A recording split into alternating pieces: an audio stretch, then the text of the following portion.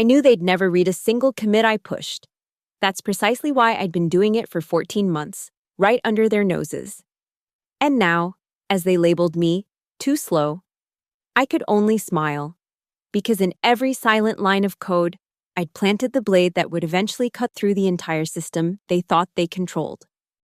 My name is Amelia Brooks, and I'm about to tell you how I brought down an entire company with nothing but patience, precision, and the kind of code they never bothered to understand. The first time I walked into Cortex Systems, I thought I'd found my dream job. The lobby gleamed with that startup sheen, exposed brick walls, neon signs promising innovation lives here, and a reception desk manned by someone who looked barely old enough to drive. The recruiter had sold me on their revolutionary approach to financial data processing, and I'd bought it, hook, line, and sinker. 3 years later, I understood the truth. Cortex wasn't revolutionary. It was a house of cards built on venture capital and held together by the digital equivalent of duct tape and prayer. And I was the one keeping it from collapsing. The office sprawled across the 15th floor of a converted warehouse in downtown Seattle. Open floor plan, of course, because nothing says collaborative innovation like being unable to concentrate while your coworkers debate the merits of various IPAs at maximum volume. Ping-pong tables gathered dust in corners, testament to the founders' belief that toys could substitute for actual workplace satisfaction. Every surface bore motivational posters with sans serif fonts, declaring things like fail fast and move fast and break things. They had no idea how prophetic those words would become. I joined as a data engineer when the company was still small enough that everyone knew everyone's coffee order. Back then, the infrastructure was manageable, messy, sure, but nothing a few late nights couldn't fix. I spent my first months diving deep into the codebase, untangling dependencies, documenting processes that existed only in the founder's head. My colleagues called me thorough. My manager called me invaluable. That manager quit 6 months later, lured away by a FIAng company signing bonus. His replacement lasted 8 months. By the time Marcus Kane arrived as our new VP of engineering, I'd outlasted 4 direct supervisors and knew the system better than anyone else in the building. Marcus swept in like a tornado in designer sneakers and a Patagonia vest, the uniform of tech bros who'd read too many Medium articles about disrupting the status quo. His first all-hands meeting set the tone for everything that followed. "Culture eats strategy for breakfast," he announced, standing before a PowerPoint that looked like it had been assembled by a caffeinated intern. "And our culture needs a complete overhaul. We're going to revolutionize not just what we build, but how we build it." I sat in the back row, watching my colleagues nod along like dashboard bobbleheads. Marcus's eyes swept the room, cataloging faces, sorting us into categories I could already guess: allies, obstacles, and irrelevant. When his gaze landed on me, I saw the calculation happening. Female, early 30s, dressed in practical clothes rather than startup chic, not his type of engineer. The changes started immediately. Daily stand-ups became synergy sessions. Our perfectly functional ticket system was scrapped in favor of whatever project management tool was trending on Hacker News that week. Marcus brought in his own people, young guys who communicated primarily in memes and measured their worth by the number of programming languages listed on their LinkedIn profiles. "Amelia," Marcus said during one of our early one-on-ones, "I've been reviewing your work. You're very thorough." The pause before thorough told me everything I needed to know about where this conversation was heading. "But I'm concerned about your velocity. In today's market, we need engineers who can move fast, iterate quickly, ship features that delight our users." I could have explained that my low velocity came from actually testing my code, from building systems that wouldn't crumble under load, from documenting processes so we wouldn't lose institutional knowledge every time someone chased a higher salary elsewhere. Instead, I nodded and promised to align with the new paradigm. That night, I stayed late in the office, not unusual for me, though my reasons had shifted. While my colleagues had gone to whatever overpriced cocktail bar was hosting Tech Tuesday, I sat in the glow of multiple monitors, studying the data pipeline I'd spent 3 years perfecting. The system was a thing of beauty. If you understood what you were looking at, data flowed from hundreds of sources, banking APIs, market feeds, transaction logs, through a series of transformations that cleaned, validated, and aggregated everything into the reports our clients paid millions to access. Every connection was documented, every edge case handled, every potential failure point reinforced with fallback procedures. It was also, I realized, completely invisible to anyone who didn't bother to look beneath the surface. Marcus and his new hires saw only the user interface, the dashboards that appeared like magic every morning. They had no idea about the intricate machinery humming along in the background, keeping everything running. That's when the idea first sparked, not fully formed yet, just a whisper of possibility. What if that invisibility could be weaponized? I began that night with something simple, a small monitoring script, running on a server so old that IT had forgotten it existed. The kind of machine that everyone was afraid to decommission because something important might be running on it. I called it Spectre, a ghost in the machine that would watch, wait, and eventually, act. The beauty of being underestimated is that people stop paying attention to what you're doing. While Marcus's new hires built flashy features that looked impressive in demos but broke under real-world conditions, I expanded Spectre's capabilities. It started as a monitoring system, tracking errors and anomalies in the data pipeline. Then I added self-healing functions, automatic fixes for the most common failures. Within a month, Spectre was handling 30% of the pipeline's error correction. Within 3 months, it was closer to 60%. The system ran smoother than ever. Metrics improved across the board, and Marcus took credit for the cultural transformation he'd initiated. You see, he said during an all-hands meeting, standing before charts that showed our improved uptime and processing speed. This is what happens when we embrace agile methodologies and foster a culture of innovation. I sat in my usual spot in the back, fingers dancing across my laptop keyboard. Another module added to Spectre, another invisible thread in the web I was weaving.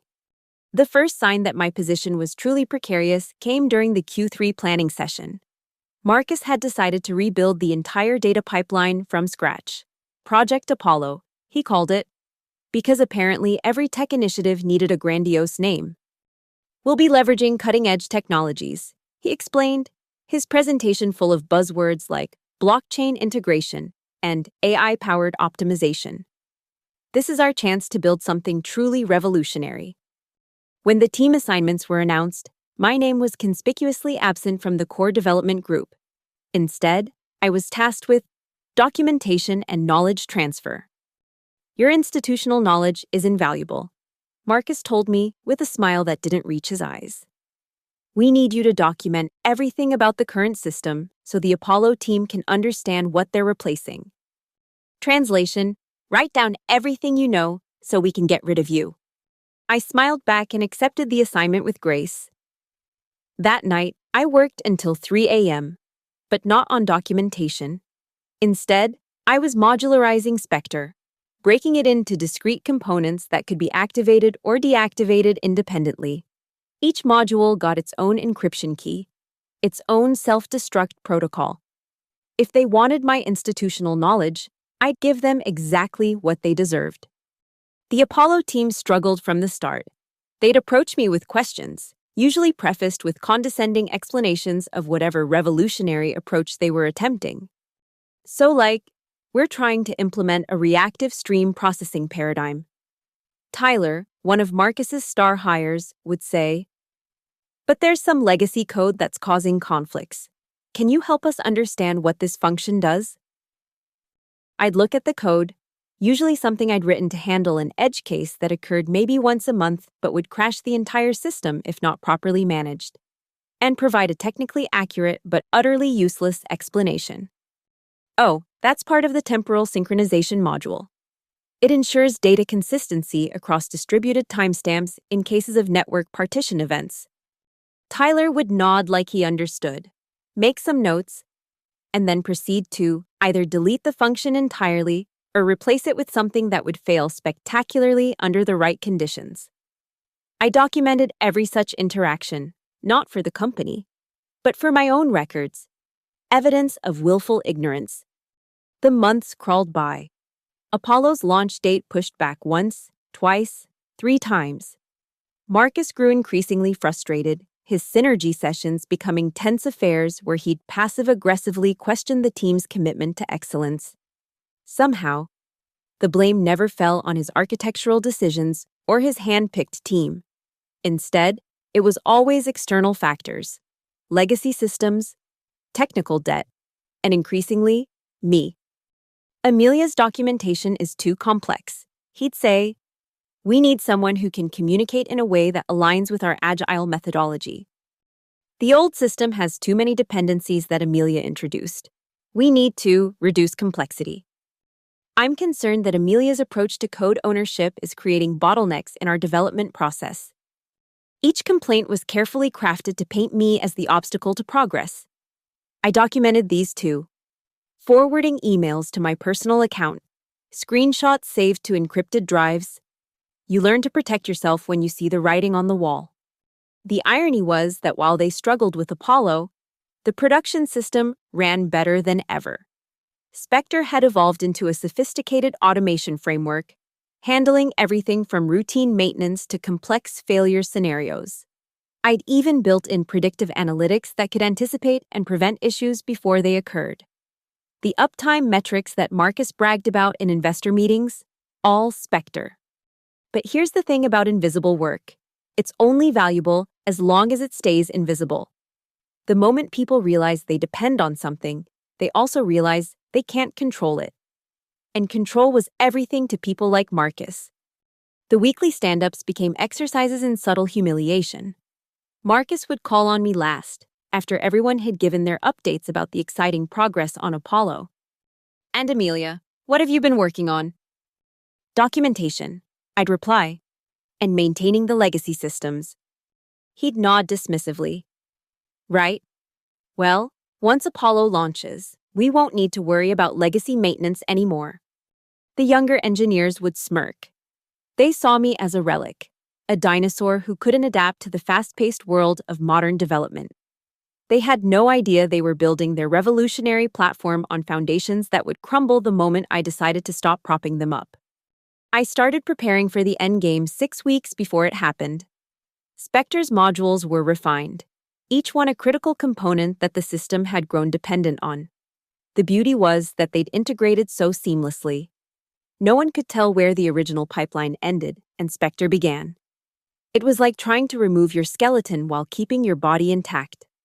I created comprehensive documentation of the original system, not Spectre, just the mess I'd inherited 3 years ago.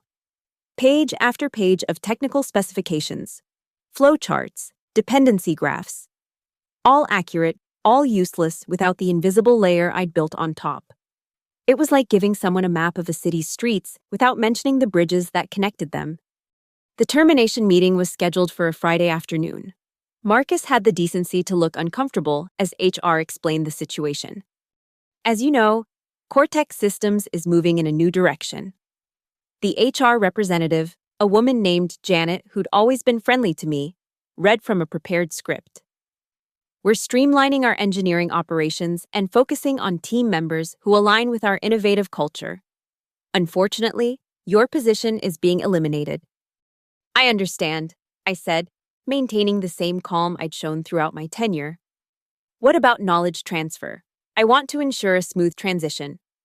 Marcus jumped in, eager to assert control. "We'll need all your documentation, of course, and any code or tools you've developed while employed here." "Of course," I agreed. "I'll prepare everything for handover." They'd prepared a separation agreement, 2 weeks severance in exchange for signing an NDA and non-compete. The intellectual property clause was particularly comprehensive, claiming ownership of anything I'd created during my employment, whether on company time or not. I read every word, asked a few clarifying questions, and signed. Janet looked relieved. Marcus looked smug. Neither of them noticed the USB drive I'd palmed when I reached for my pen. "We'll need you to hand over your laptop and any company property," Janet said. "I'll clean off my desk and bring everything to IT." I promised.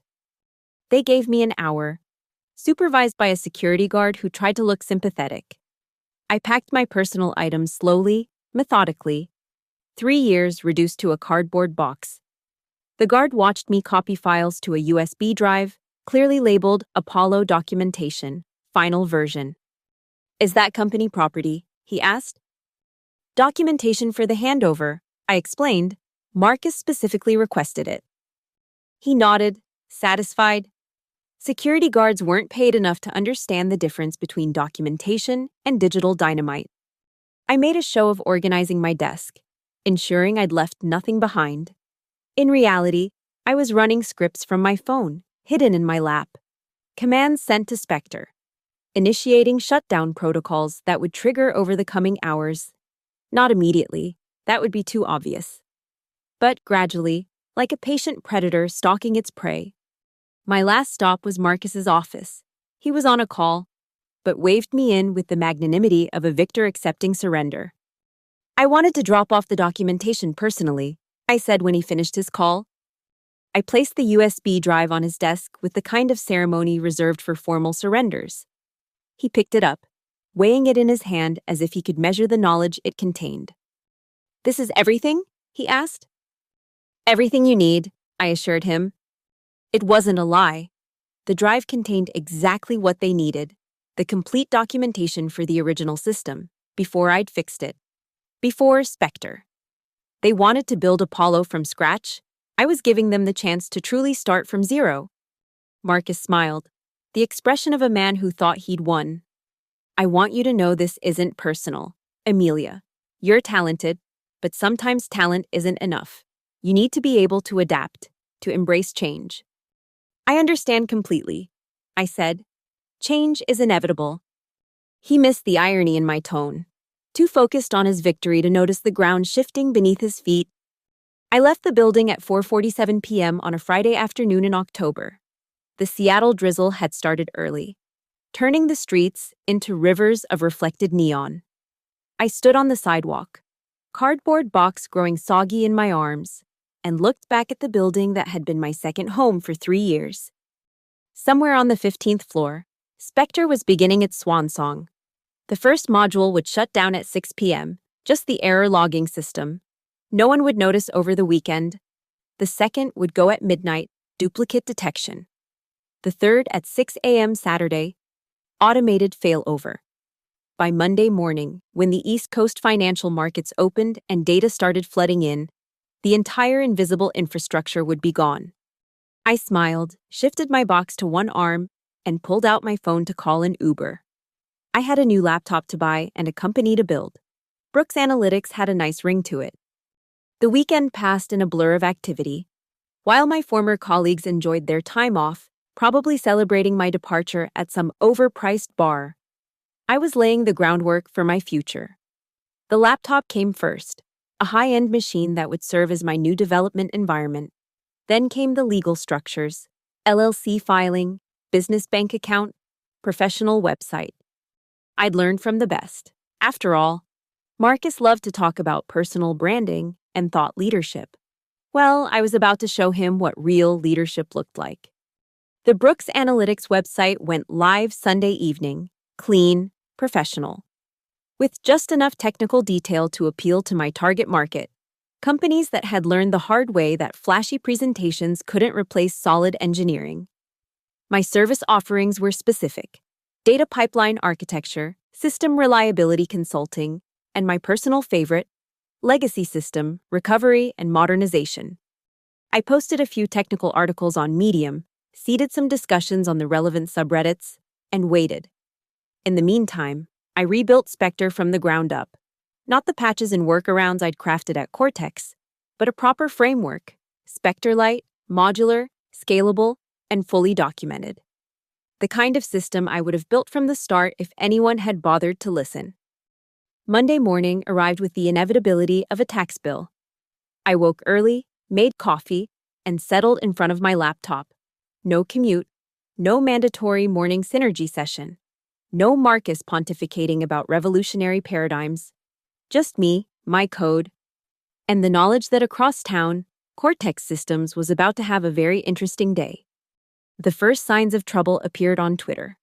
Cortex had a status page that automatically posted system updates. And at 9:03 a.m. Pacific, it started lighting up like a Christmas tree. Investigating increased latency in data processing pipeline. Identified issue with data validation module. Working on resolution. Multiple system components experiencing degraded performance. I refreshed the page every few minutes, watching the cascade of failures with the detached interest of a scientist observing an experiment. Without Spectre's error handling, the system was encountering all the edge cases I'd quietly managed for over a year. Market data arriving out of sequence. Time zone mismatches causing transaction timestamps to fail validation. Memory leaks in the aggregation service that Spectre had been automatically restarting every 12 hours. My phone buzzed. Unknown number. Seattle area code. I let it go to voicemail. By noon, the status page had gone from yellow to red. Major service disruption, all hands working on resolution. I wondered if Marcus was still talking about revolutionary paradigms, or if reality had finally punctured his bubble of buzzword-driven confidence. The calls increased in frequency. Unknown numbers. Then numbers I recognized. Former colleagues, IT department, even Janet from HR. I ignored them all. The separation agreement had been quite clear about my obligations, or rather, my lack thereof. I was under no requirement to provide assistance post-termination. Around 2 p.m., the emails started. The first few were professional, carefully worded requests for clarification on some aspects of the documentation. Then they grew more urgent. Hi, Amelia. Hope you're doing well. Quick question about the temporal synchronization module. Amelia, we're experiencing some issues that might be related to the legacy code. Could you provide some insight? Urgent. Need immediate assistance with production issues. Please call ASAP. I archived each one without responding. Let them figure it out. After all, wasn't that what Marcus's revolutionary team was for? The real entertainment came from LinkedIn. Former colleagues viewing my profile, one after another. The Brooks Analytics page getting dozens of hits. By evening, I had 3 messages from recruiters and one very interesting inquiry from a financial services firm looking for emergency consulting. Tuesday brought escalation. Marcus himself finally broke down and called, his number displaying on my phone screen like a white flag of surrender. I was in the middle of documenting Specterlight's authentication module and let it ring through to voicemail. His message was a masterclass in barely controlled panic wrapped in corporate speak. Amelia, it's Marcus. I hope you're well. We've encountered some unexpected challenges with the legacy system transition. Given your institutional knowledge, we were hoping you might be available for a brief consulting engagement. We're prepared to offer very competitive rates. Please call me back at your earliest convenience. Competitive rates? From the man who'd decided I wasn't worth keeping on salary. The irony was delicious. I didn't respond. Instead, I focused on my new client, a small fintech startup that had reached out through my website. They needed help architecting a data pipeline from scratch, and they were refreshingly honest about their limitations. We know we don't know what we don't know. Their CTO told me during our video call, we need someone who can build something solid, something that won't fall apart when we're not looking. I can do that, I assured him. Let's talk about your requirements. It was everything Cortex hadn't been. Clear communication, realistic expectations, and most importantly, respect for expertise. We agreed on a 6-week engagement at a rate that would have made Marcus choke on his artisanal coffee. Wednesday marked the beginning of what I like to think of as the bargaining phase. The emails from Cortex grew increasingly desperate. Legal got involved, trying to interpret the separation agreement in ways that would compel me to help. They couldn't find anything. Of course, I'd been very careful about what I'd signed. Then came the personal appeals. Former colleagues who'd barely spoken to me suddenly remembering our friendship and hoping I could help them out for old time's sake. The same people who'd smirked during stand-ups when Marcus dismissed my work. The most pathetic came from Tyler. Marcus's star hire, who'd been so confident about his reactive stream processing paradigm.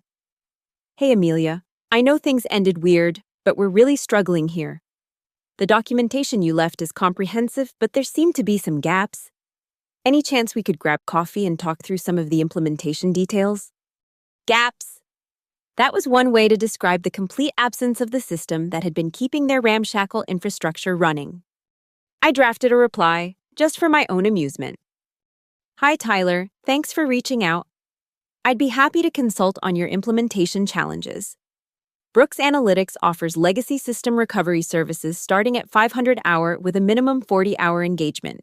Please let me know if you'd like me to send over a formal proposal. Best, Amelia. I deleted it without sending. Sometimes silence spoke louder than any words.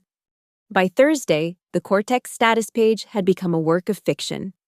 Planned maintenance and systematic upgrades replaced the honest admissions of failure. But I had other sources of information. The Seattle tech scene was small, and word traveled fast. Developers at other companies were sharing horror stories from friends still at Cortex. 16-hour days trying to fix problems they didn't understand. Marcus screaming at people in meetings. Senior engineers polishing their resumes. The client list on the Brooks Analytics website grew. 2 more startups, a mid-size e-commerce company, and that interesting financial services firm that turned out to be one of Cortex's competitors. They were very interested in my data pipeline expertise, particularly in building systems that could handle the kind of volume Cortex claimed to process. We've heard interesting things about your work, their VP of engineering said during our initial call. Someone mentioned you were instrumental in building some very sophisticated systems. I have some experience in that area, I acknowledged. We're looking for someone who can architect something similar. Budget isn't a concern if you can deliver. Budget wasn't a concern. Words I'd never heard at Cortex, where every request for resources was met with lectures about runway and burn rate. I agreed to a consulting contract that would pay more in 3 months than I'd made in a year as a full-time employee. Friday afternoon, exactly 1 week after my termination. Marcus sent his final email. I'd expected threats, legal posturing, maybe even an attempt at guilt tripping. Instead, I got something far more satisfying, complete capitulation. Amelia, I owe you an apology. It's become clear over the past week that I severely underestimated your contributions to Cortex systems. The sophisticated automation and error handling systems you built were nothing short of remarkable. We made a mistake in letting you go. I made a mistake. I let my ego and preconceptions cloud my judgment, and the company is paying the price. I know you have no obligation to help us, but I'm asking, no, begging for your assistance. Name your terms, consulting rate, equity, whatever you want. We need your expertise to recover from this situation. The board is breathing down my neck. We've lost 2 major clients already, and others are threatening to leave. Your systems were the only thing keeping us running. And without them, we're facing potential bankruptcy. Please, Amelia, give me a call. Let's work something out. Marcus. I read it twice, savoring every word. The great Marcus Kane, reduced to begging the slow engineer he'd dismissed. The man who'd thought culture ate strategy for breakfast was learning that competence devoured them both for lunch. I could have responded, could have named an astronomical rate, demanded equity, twisted the knife a little deeper. But that would have meant engaging with the past instead of building the future. Marcus and Cortex were yesterday's problems. I had better things to do. Instead, I put the finishing touches on the SpectreLight documentation and pushed the code to a private repository. My new clients would benefit from all the lessons I'd learned, built properly from the ground up. No secret systems, no hidden dependencies, just solid engineering that they'd appreciate and value. That evening, I sat in my home office, a space I'd set up exactly how I wanted it, with proper monitors and a chair that actually supported my back, and reviewed the week's accomplishments. Brooks Analytics Incorporated, 4 signed contracts. A technical framework that was already proving its worth. And somewhere across town. A company learning the hard way that you can't judge culture without respecting the people who do the actual work. I poured myself a glass of wine, good wine, not the cheap stuff I used to grab on the way home from late nights at the office, and opened my laptop to work on the Spectre Light authentication module. Outside, Seattle's ever-present rain tapped against the windows, a rhythm I'd grown to find comforting. My phone buzzed once more. Another unknown number, probably another desperate attempt from someone at Cortex. I glanced at it, then set it aside without answering. I had code to write, systems to build, and a future that looked brighter than any motivational poster in Cortex's dying offices. The following weeks blended into a rhythm I hadn't experienced since my early days as an engineer, the pure joy of building without bureaucracy. Each morning started with coffee and code, no commute eating into my productive hours, no mandatory meetings masquerading as collaboration. My first client, the fintech startup, proved to be the perfect validation of my approach. They needed a system to process payment data from multiple providers, each with its own quirks and format inconsistencies.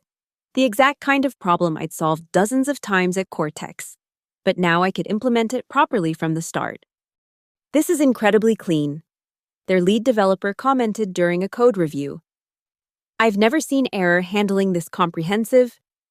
Every edge case in there is one I've encountered in production," I told him. Better to handle them gracefully than wake up to a crashed system at 3 a.m. He laughed, but it was the laugh of recognition, not dismissal. These were people who understood that boring, stable code was far more valuable than flashy features that broke under pressure. The financial services firm, Meridian Capital, proved even more interesting. They'd been watching Cortex's public implosion with the calculated interest of predators scenting weakness. During our third meeting, their CEO, Jennifer Walsh, laid her cards on the table. "We want to poach Cortex's clients," she said bluntly. "But to do that, we need to match or exceed their data processing capabilities. From what we understand, you're the architect behind their most stable systems." I had some involvement, I acknowledged, maintaining professional discretion despite the lack of legal obligation. "We've heard it was more than some involvement. We've heard their entire operation is failing without your systems." The Seattle tech grapevine had clearly been busy. I wondered which of my former colleagues had been talking, probably during job interviews as they jumped from the sinking ship. "What exactly are you proposing?" I asked. "Full system architecture. Build us something that can handle 10 times Cortex's volume with room to scale. 6-month initial contract with the option to extend or convert to full-time at a principal engineer level." The number she quoted made my poker face slip for just a moment. It was more than double my Cortex salary, with equity options that actually meant something in a profitable company. "I'll need complete autonomy over the technical decisions," I said. "Done. And a team that actually listens to architectural guidance. We've already identified candidates. You'll have final say on hiring." "Then I believe we have a deal." We shook hands, and I left their offices with the kind of opportunity I dreamed about during those long nights maintaining Spectre in secret. A chance to build something properly from the ground up, with resources and respect in equal measure. The news of Cortex's struggles had become public by then. Tech blogs ran pieces about the rapid rise and sudden stumble of the once promising startup.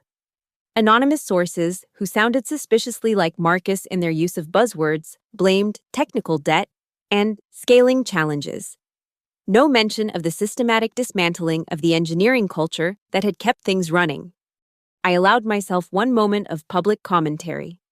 A blog post on the Brooks Analytics site titled "The Hidden Cost of Invisible Infrastructure." No company names, no personal attacks. Just a thoughtful analysis of how organizations often fail to value the systems that keep them running until those systems disappear. It went modestly viral in engineering circles, shared by developers who'd lived through similar experiences. The comments section filled with stories of thankless maintenance, dismissed expertise, and the inevitable failures that followed when companies decided to move fast and break things without understanding what they were breaking. It was cathartic to know I wasn't alone in my experience. 3 weeks into my contract with Meridian, I got an unexpected visitor. Janet from HR showed up at the coffee shop where I'd been working on some documentation. She looked tired, stress etched in lines that hadn't been there a month ago. "I'm sorry to ambush you like this," she said, clutching a coffee cup like a lifeline. "I'm not here on behalf of Cortex. Actually, I gave notice last week." "I'm sorry to hear that," I said, and meant it. Janet had always been professional, caught between corporate demands and human decency. "Don't be. That place has become toxic. Marcus is in full blame mode. The board brought in consultants who are making everything worse, and they're hemorrhaging talent." She paused, seemed to gather herself. "I wanted to apologize. For my part in what happened to you, I knew it was wrong, but I didn't speak up." "You were doing your job," I said. That's what I told myself. But watching what happened after you left, seeing how quickly everything fell apart, it made me realize how complicit I'd been in undervaluing the people who actually kept things running. We talked for another hour. She was starting her own HR consulting firm, focusing on tech companies that wanted to build sustainable cultures rather than just chasing the latest trends. I gave her my card, genuinely wishing her well. Not everyone at Cortex had been a Marcus. The Spectre Light framework continued to evolve as I implemented it across different clients. Each deployment taught me something new, refined the architecture, made it more robust. The documentation grew comprehensive, with real-world examples and battle-tested solutions. It was everything I'd wanted to build at Cortex but never had the freedom to implement. Some evenings, I'd check the Cortex status page out of curiosity. The incident reports had become less frequent, but that wasn't necessarily good news. Sometimes systems stopped reporting errors not because they were fixed, but because they degraded past the point of recovery. The last earnings call transcript I'd seen mentioned strategic restructuring and exploring acquisition opportunities, corporate speak for circling the drain. Marcus had gone quiet after his begging email. His LinkedIn showed a flurry of endorsements from his hand-picked team, the desperate networking of people who knew their days were numbered. I felt no satisfaction in his downfall, just a sort of distant pity. He'd been so convinced of his own vision that he'd forgotten to look at what was actually holding everything together. 6 months later, the news broke. Cortex Systems acquired by a private equity firm for a fraction of its peak valuation. The press release mentioned valuable intellectual property and untapped potential, but those of us who knew the real story understood it was a fire sale. The investors were cutting their losses, selling the client contracts and whatever salvageable technology remained. Most of the engineering team had already moved on by then. A few reached out to me, professionally this time, asking about opportunities at my clients' companies. I helped where I could, putting in good words for the ones who'd been caught up in Marcus's revolution without actively participating in the dismissive culture he'd fostered. Tyler, surprisingly, was one of them. His message was refreshingly honest. "Hey Amelia, I wanted to reach out and say I'm sorry for how I acted at Cortex. I was young, arrogant, and bought into all the wrong ideas about what makes a good engineer. Watching you build Brooks Analytics while we couldn't even keep our systems running was a humbling experience. I've learned a lot about the importance of sustainable engineering practices and actually listening to experienced teammates. If you hear of any junior positions where I could learn from engineers who really know their stuff, I'd be grateful for the referral." People could change. I sent his resume to a couple of startups I knew were hiring, with a note that he'd learned some hard lessons and might be worth taking a chance on. Brooks Analytics, meanwhile, had grown beyond my initial expectations. What started as a revenge fantasy, build something better while watching the old crumble, had become genuinely fulfilling. I'd hired 2 engineers, both refugees from big tech companies who craved the opportunity to build things properly. We were selective about clients, only taking on projects where we could make a real difference. The Meridian contract had evolved into a technical advisory role. The system we'd built handled transaction volumes that would have crushed Cortex's infrastructure, with reliability metrics that Jennifer loved to quote in investor meetings. They'd successfully poached 3 of Cortex's former clients, offering not just competitive pricing, but the assurance of stable, well-architected systems. "You know," Jennifer told me during one of our quarterly reviews, "we owe you more than just the contract fees. You've helped establish us as the reliable alternative in a market full of unstable startups." You gave me the resources and freedom to build it right, I replied. That's all any engineer really wants.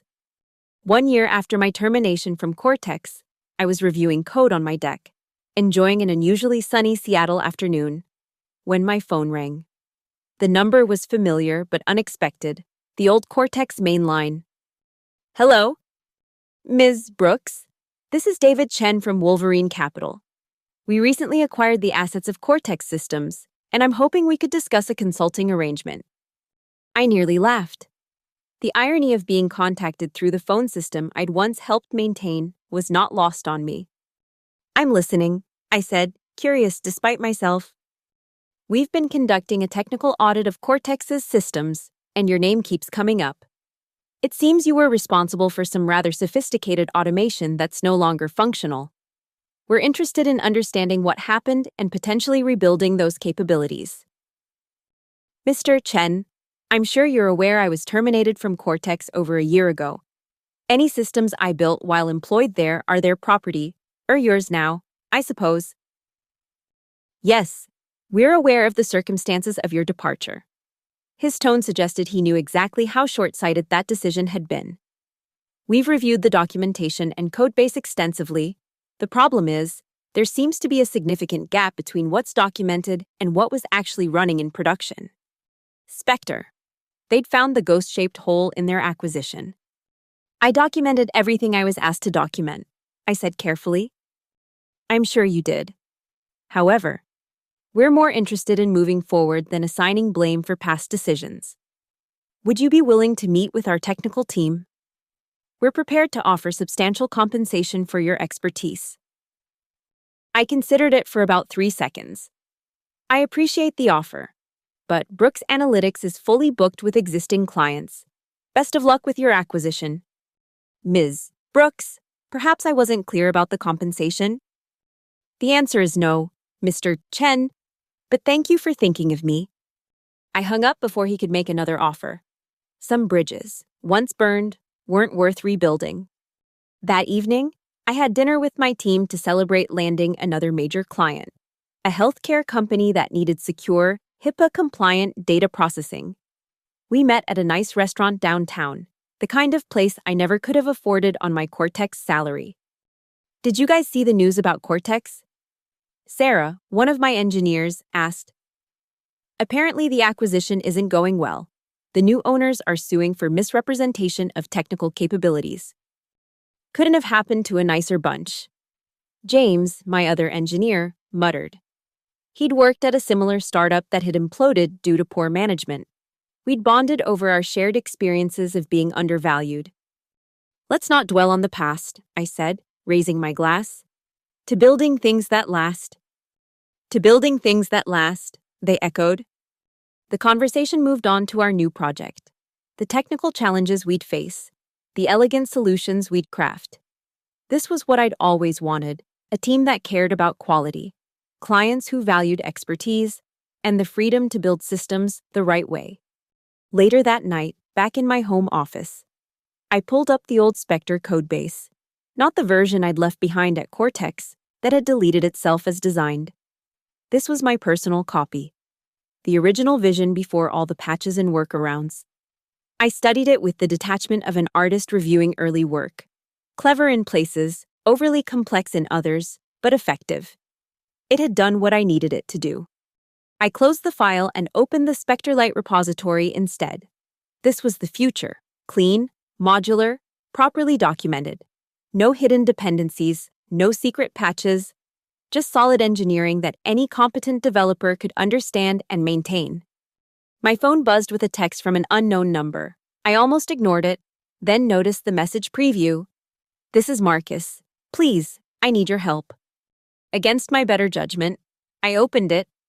The message was longer than I expected, a wall of text that spoke of desperation. Amelia, I know I have no right to contact you. I was wrong about everything. Wrong to undervalue your work. Wrong to push you out. Wrong to think I understood what made Cortex successful. The new owners are threatening to sue me personally for misrepresentation. They're saying I hid critical system dependencies. I've lost everything, my job, my reputation. most of my savings fighting legal battles. I'm not asking you to help me. I know I don't deserve that. But could you at least confirm to them that I didn't intentionally hide anything? That I was just too ignorant to see what you'd built? I know it's pathetic, but I'm begging you. I stared at the message for a long time. Part of me, the petty part that had fantasized about exactly this scenario during those humiliating stand-ups, wanted to ignore it. Let him twist in the wind the way he'd left me to twist. But revenge, I'd learned, was like junk food. Satisfying in the moment, but ultimately empty. I'd already won by building something better. Kicking a defeated man wouldn't make my victory any sweeter. I typed back a brief response. I'll tell them the truth if asked. You didn't hide anything. You simply didn't value it enough to understand it. Good luck, Marcus. He replied immediately with a stream of thank you messages that I didn't read. I blocked the number and went back to my code. I had real work to do. The months that followed brought a kind of professional satisfaction I'd never experienced before. Brooks Analytics evolved from a consulting company to a product company. With SpectreLight as our flagship offering, we open-sourced the core framework while keeping the enterprise features proprietary, a model that attracted both individual developers and corporate clients. The documentation site became a resource for engineers facing similar challenges. I wrote articles about sustainable system design, the importance of invisible infrastructure, and how to quantify the value of reliability. Each piece drew from my experiences but focused on solutions rather than grievances. We hired more engineers, all carefully selected for their appreciation of solid fundamentals over flashy trends. The office, when we finally got one, was everything Cortex's hadn't been. Quiet spaces for deep work, collaborative areas that actually facilitated collaboration, and not a ping-pong table in sight. The tech press occasionally covered our growth, usually with headlines about the engineer who built a better mousetrap, or from fired to funded, a startup revenge story. I declined most interview requests. The work spoke for itself. 2 years after that final phone call from Marcus, I was keynoting a conference on system reliability. The auditorium was packed with engineers who'd come to hear about building anti-fragile systems. As I looked out at the audience, I spotted familiar faces, former Cortex employees who'd moved on to better things, clients who'd trusted me to solve their problems, competitors who'd become collaborators. The most dangerous phrase in software engineering, I began, is, it just works. Because the moment we stop understanding how and why something works is the moment we lose the ability to maintain it. I talked about Spectre, though not by name, about the temptation to build invisible systems that only we understand, and why that's ultimately self-defeating, about the importance of making our work visible, valuable, and valued. The goal isn't to be irreplaceable, I concluded. It's to build systems so good that replacing them would be obviously foolish. Document everything, share knowledge freely, and never, ever let anyone convince you that maintaining critical infrastructure is less valuable than building flashy features. The applause was gratifying, but the real satisfaction came from the conversations afterward. Engineers sharing their own stories, asking for advice, discussing how to advocate for sustainable practices in their organizations. This was the community I'd wanted to find at Cortex but had to build for myself instead. That evening, back in my hotel room, I checked my email to find an unexpected message. Jennifer Walsh from Meridian had forwarded a press release. Wolverine Capital writes down Cortex acquisition, cites fundamental infrastructure failures. Her note was brief. Thought you'd want to see this. Thank God we hired you when we did. Dinner next week to discuss expanding our engagement. I smiled and typed back a confirmation. Then I closed my laptop and poured myself a glass of wine from the minibar. Outside, city lights twinkled like data points in a vast dashboard, each one a system running, a problem solved, a business operating smoothly because someone had built it right. Somewhere in those lights, the remnants of Cortex were probably still struggling, still trying to rebuild what they'd carelessly discarded. But that wasn't my problem anymore. I had better things to build. The next morning brought the familiar rhythm of code and coffee, problems to solve and systems to design. My team was working on a new feature for SpectreLight, predictive failure analysis using patterns we'd identified across dozens of implementations. It was complex, challenging work that required deep understanding of distributed systems.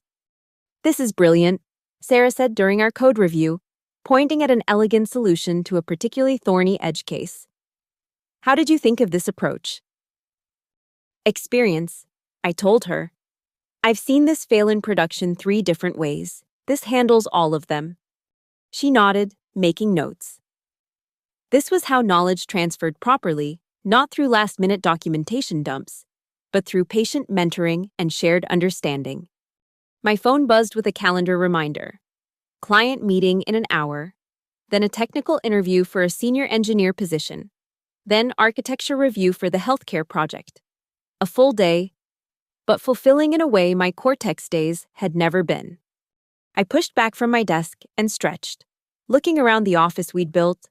Clean lines, natural light, plants that someone actually remembered to water. A space designed for the long haul, not just the next funding round. On the wall hung a framed printout of Brooks Analytics' core values. Number 1. Build systems that last, for clients who value longevity. It wasn't as catchy as move fast and break things, but it had the advantage of actually working. The coffee was good, the code was clean, and the future was bright. Not because I'd destroyed Cortex, they'd done that themselves, but because I'd built something better in its ashes. Something sustainable, something valued, something that would last long after the ping-pong tables gathered dust and the motivational posters peeled from abandoned walls. I returned to my screen, fingers finding their rhythm on the keyboard. There was work to do, systems to build, problems to solve. And for the first time in my career, I was exactly where I wanted to be, not in the shadows, maintaining someone else's vision, but in the light, building my own. The code flowed like poetry, each function a stanza in an epic of reliability and resilience. This was my revenge, my vindication, my victory, not in watching others fail, but in succeeding on my own terms. Building systems that wouldn't need secret guardians because they were robust enough to stand on their own. Outside, Seattle's ever-present clouds parted briefly, sending shafts of sunlight through the office windows. I smiled, saved my work, and prepared for the client meeting. There were more systems to build, more problems to solve, more engineers to mentor. And somewhere in the city, in a building I no longer needed to think about, the ghost of Spectre lingered in missing dependencies and failed processes, not as a haunting, but as a reminder. A reminder that invisible work becomes visible the moment it disappears. That culture without competence is just expensive theater. And that sometimes, the best revenge isn't destroying what hurt you, but building something so much better that the past becomes irrelevant. I picked up my laptop and headed to the conference room, leaving the ghosts behind. The future was calling, and it sounded like clean code and satisfied clients, like systems that scaled and teams that thrived. It sounded like success.